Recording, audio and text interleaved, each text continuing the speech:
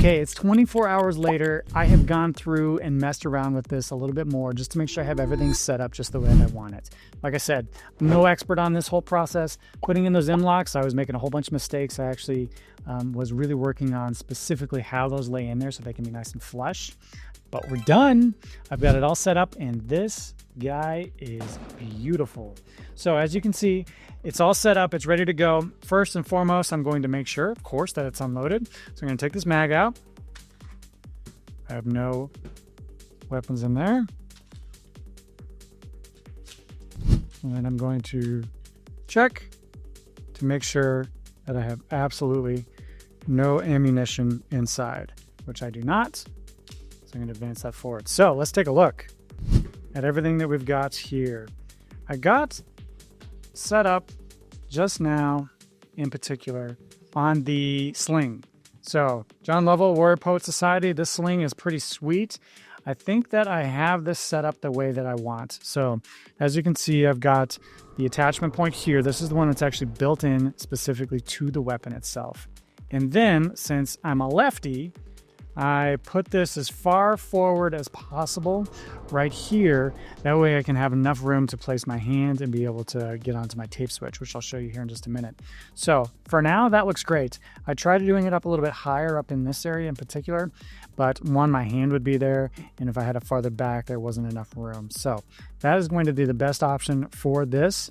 And this little bungee here with this Sling is actually really nice to be able to have. So I got that set.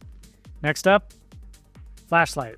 I've got this set in particular so that I've got some room in between here and the can so that it doesn't scratch it. I really wanted to be careful of that. So that's there and in place. And then my tape switch works like a charm from there. I had some extra rubber bands.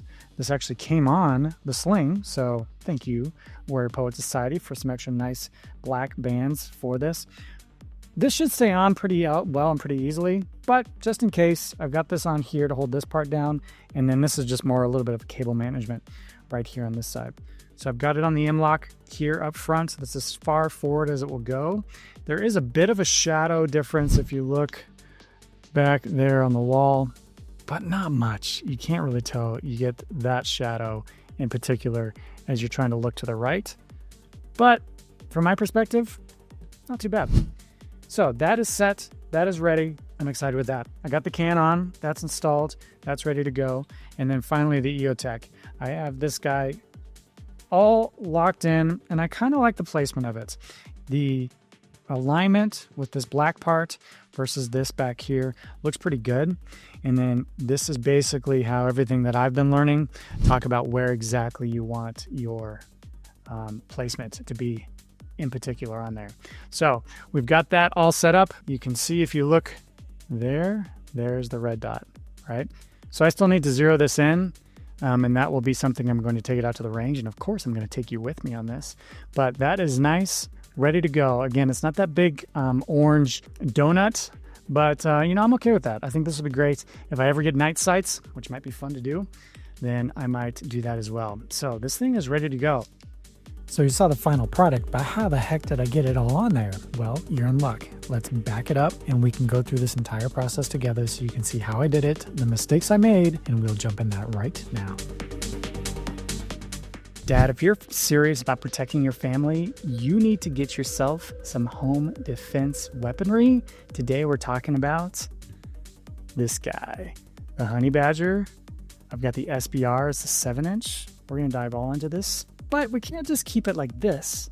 We need this thing to have a little bit more capability, be a little bit more decked out. So we're going to go through and we are going to set this thing up, and you're going to walk with me through the entire process of how we put all the right accessories on this guy so that we can be able to perform better in the middle of the night when we absolutely need it for our family. So let's jump straight into it. Welcome, Dad. My name is Ryan Fields-Spack. Thank you for joining me today. This channel is all about you and me, how we can help and protect our family, how we can make money to provide for our family and how we can be just better dads, men of faith, and better husbands. We're talking all about it, but this is a series specifically on home defense and how we can make sure in the event of some type of unrest coming to our neighborhood, we can be able to protect ourselves, most importantly, protect our kids and our wife. So we're jumping into that in particular. Now, I've had a Glock 19 upstairs in next to my bed for quite some time. I've got that in a safe, but I wanted something a little bit more significant and capable so that I could be able to perform better in the event where that weapon itself just simply doesn't do enough. So I've been saving up. I've been looking into things. I've been watching our Dad Ledger podcast where we talk all things crypto, all things finance. Trent, he knows this stuff. And he told me that if I'm going to get anything, this is what I need to get. This is the Q Honey Badger. It's the 7-inch short barrel rifle version. So as you can see, it is very light, very small. It has this collapsible stock, which opens up. And that is a great starting point. But this is a 300 Blackout version. The challenge with this in particular is these guys are really, really loud. So in order to fix that problem first, you want to get a can, you want to get a silencer, you want to get a suppressor, call it what you want, but you need one of these. This little guy right here brings the noise register down so significantly that you basically can use this up without wearing any type of hearing protection. So this is the Trash Panda. I did an unboxing of this guy in particular, but this needs to go on first. I'm going to do an entire video in particular about how to get the tax stamp and how to order these. This was quite the process. I will walk you through it so you don't do the same mistakes that I did. Now, preface with all of this, I am not a gun expert. I don't know much about all the specifics and all the details of all of this, so I'm going to misspeak. I'm going to say the wrong things. Count on it, 100%, and feel free to roast me in the comments. But if you're a dad like me and you want to protect your family and you're looking to get started, hey, this might be a good place to start. So the first thing that we're going to do is we're going to install this Trash Panda on the muzzle device. So this is called a cherry bomb. That's what Q calls it, and this is designed to have enough torque to where when it gets on the end and you tighten it down just by hand, it takes 25% more to untorque it or to get it off than it does to put it on. That way it doesn't back itself off when you're actually using the weapon itself. So how pretty does that look now? This guy looks beautiful, but we gotta add more. So here's what we're adding. You ready? I've got optics. So I've got this EOTech optic that we're going to place on there, and we're going to raise it up a little bit. I've got a flashlight. Got to have a flashlight, especially if you're moving around your house in the middle of the evening. I've got a tape that will allow this to turn on as I'm holding onto it. And I have a sling. So this is Warrior Poet Sling. As you can see, this is from Warrior Poet Society, John Lovell, his shop. This thing is going to be great. I'm very excited to get this on. And then finally, I've got something cool from the team over at Q that we'll put on at the end here. So let's go ahead and get started, shall we? In order to move forward, what I did was I got one of these. Since this is such a low profile weapon, I want to be able to have access to see and not have to jar my head down really far in order to be able to get access and see through that sight. So we're going to do this guy first. This will just raise it up a little bit. Probably should raise it up a little bit higher, but we'll give it a shot. So when you're placing these on, you want it to be pretty well in line with your mag well here. And then I also kind of want the black to be right in line. So if I were to move this over one, is it overlapping? One right here. Get that in place. We'll get that tightened down.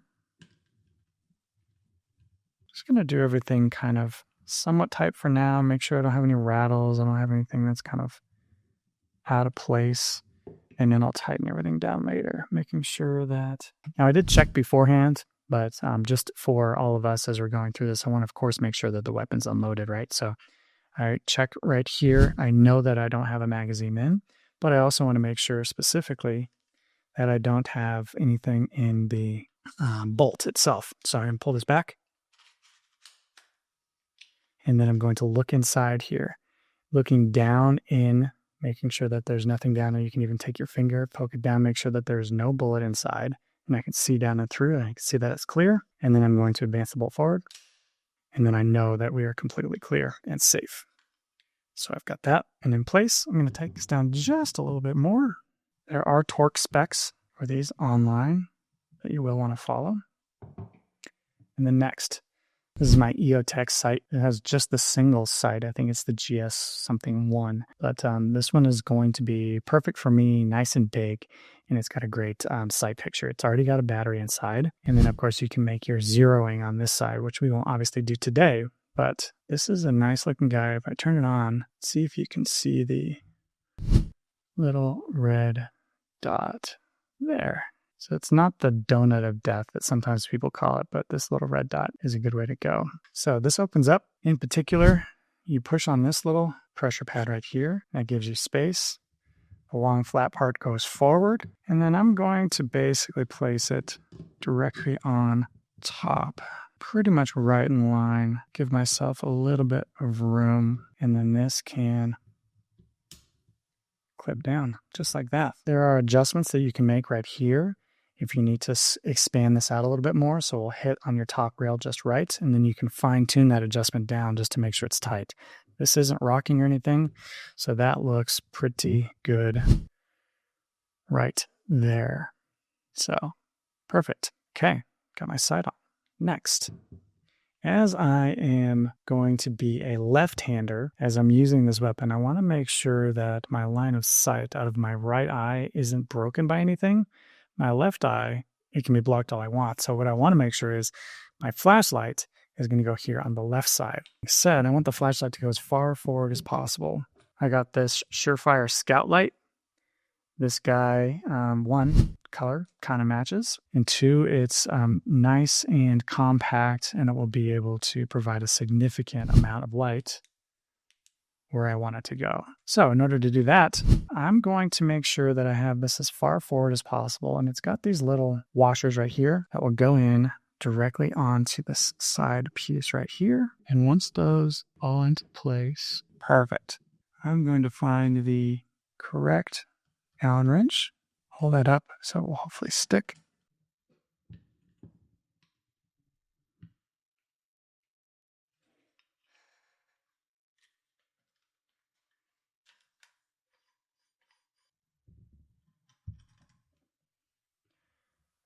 Okay, and I'm back. So, as I was struggling through this, rather than taking it through you with me, I went ahead and took off the Trash Panda so I wouldn't scratch it with anything.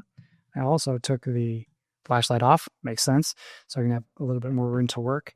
And then as I place this in here, I'm just pulling this up towards you so that I am able to make these a little bit tighter as we go. And of course, I want it nice and far forward. It takes a little bit of finagling to get the washers down there to catch and to get this end lock to lock in place, but I think I've got it. I'm sure there was an easier way to do that. I'm sure, again, you're going to roast me in the comments, but hey, at least I'm in and I'm tight. So there you have it. Next, I'm going to get flashlight installer on here. Forward. I'm going to have this lay pretty far down so I can have some more room to work. Screwdriver. Want any vibrations scraping my beautiful honey badger? I'll get that in and in place and nice and tight. So now, got that light in and on. I may adjust it up. I don't know, you tell me, do you like it down or do you like it flipped up a little bit farther? I'm curious in the comments, let me know. And then next, I'm going to put my Trash Panda back on.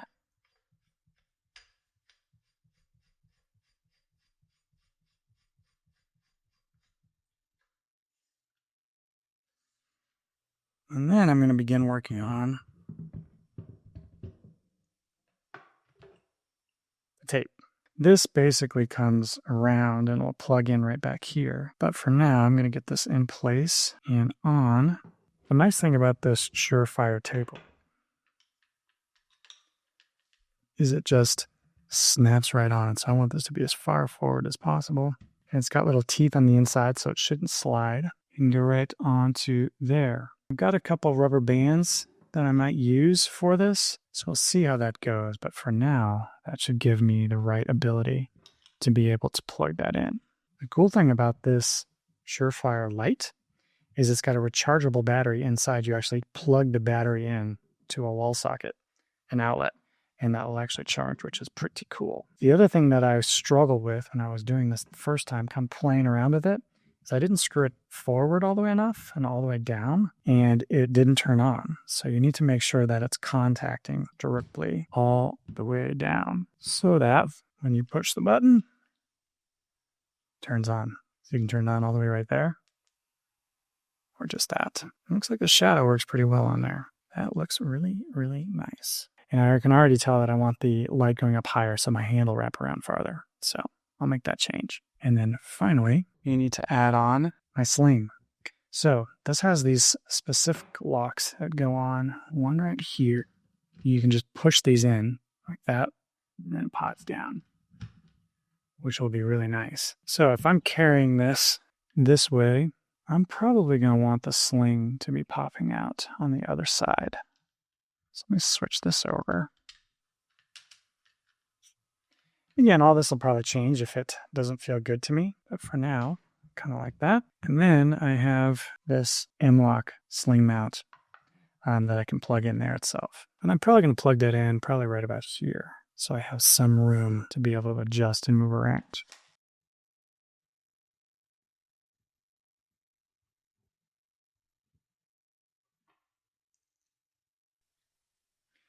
Make sure I don't cross-thread these.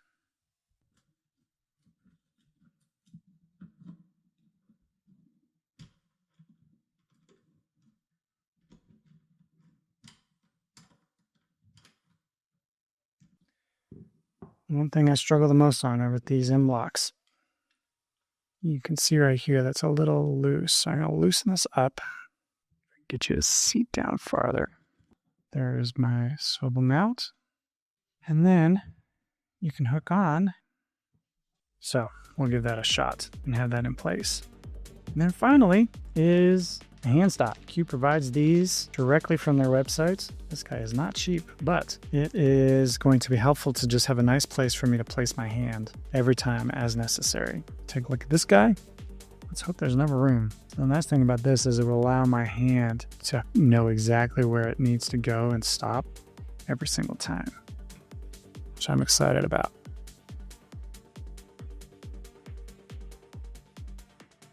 I think I got the wrong size hand stop. So I'm going to go ahead and send that back and I'll see if I can get the right one. What am I missing? What do I need on this guy as far as additional accessories to trick it out? There's not much room. I had purchased a hand guard that I was hoping to go down here, but unfortunately that didn't fit. So I'm going to send that back to Q, see if I need anything else. But honestly, based on how I'm planning on using this guy, I don't really have much space, and it's such a light weapon anyway that I don't think I'm really going to need to be able to have a hand guard for that. So, but from my perspective, I'm excited. I'm super excited to get this thing out, play around with it, and see how it's going to work. So let me know what you think. And we're going to continue our series. I got Battle Belt that I'm going to build out next. We're going to go through that whole process so you can see how I'm setting that up. In particular, we're going to take this out to the range. We're going to talk about all things home defense, prepping, and the like. So if you like this kind of stuff, if you want to follow along, make sure to subscribe. Dad, this channel is for you. This is our channel so we can help to be better men of faith, better men to our wives, better men to our kiddos and fathers to them. We talk about finance, we talk about prepping, we talk about just being a better dad all around. I've got some great interviews. If you're interested in learning more, I had a great interview with John Deloney, Dr. John Deloney from Ramsey Solutions. You guys freaking amazing. Check out right here. I've got a great video and an interview that he and I did together just a couple months ago. We talk about a lot of really great things. Either way, I hope you enjoyed this. Hope you come back. Put in the comments down below what I need to add. I'll talk to you soon. Thanks.